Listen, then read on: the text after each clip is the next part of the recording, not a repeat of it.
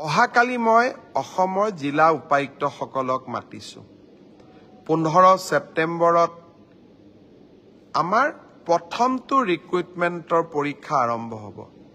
11 লাখ প্ৰাৰ্থী। পৰীক্ষা পতা সহজ নহয়।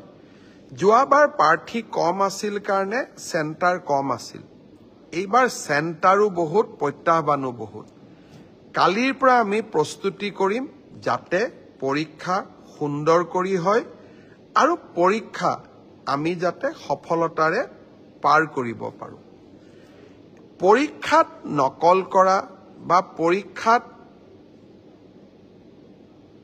নিয়মৰ বাহিৰত গৈ যিসকলে কপি কৰে, নকল কৰে, তেওঁলোকৰ বিৰুদ্ধে আমাৰ চৰকাৰে এখন বিধানসভাত আইন প্ৰণয়ন কৰিছে। ইয়াৰ ফলত পৰীক্ষাত নকল কৰা ব্যক্তিজনক গ্ৰেপ্তাৰ কৰাৰ উপৰিও তেওঁৰ ঘৰুৱা সম্পত্তিসমূহো চৰকাৰে অধিগ্ৰহণ কৰাৰ এক ডাঙৰ ক্লজ এই আইনকেইখনত আছে।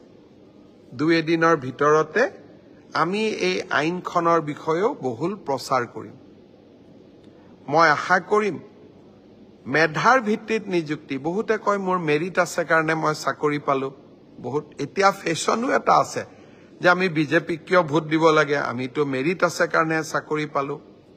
মই এটাই কথা ক'ম, মেৰিট আৰু মেৰিটৰ ভিত্তিত পৰীক্ষা পাতা এই পংকিলতাৰে ভৰা সমাজত ইমান সহজ নহয়। এক প্ৰকাৰ অহা কালি পৰহিৰ পৰা আমাৰ অফিচাৰসকলে ৰাতিয়ে দিনে কাম কৰিব লাগিব যাতে 15 ছেপ্টেম্বৰৰ পৰীক্ষা নিকা হয়। কিন্তু মুখ্যমন্ত্ৰী বা আন মন্ত্ৰীসকলে যদি বিচাৰে পৰীক্ষা নিকা হ'ব নালাগে, মোৰ মানুহে চাকৰি পাওক, তেতিয়াহ'লে সকলো কথা সহজ। 7ৰ বিপৰীতে গৈ আমি কাম কৰিছোঁ। পৰীক্ষা নিকা হওক, আমাৰ মানুহে পাওক নাপাওক, মেধাৰ ভিত্তিত চাকৰি হওক। এই সংকল্পক সিদ্ধিলৈ ৰূপান্তৰ কৰা এটা অতি কঠিন কাম। 15 ছেপ্টেম্বৰত আমি আকৌ এটা শিক্ষাৰ্থীসকলেও পৰীক্ষা দিব, চৰকাৰেও এটা কঠিন পৰীক্ষাৰ সন্মুখীন হ'ব। মই আপোনালোকৰ সহায় সহযোগিতা বিচাৰিম। আমি কেইবাটাও টেলিফোন নম্বৰ দিম।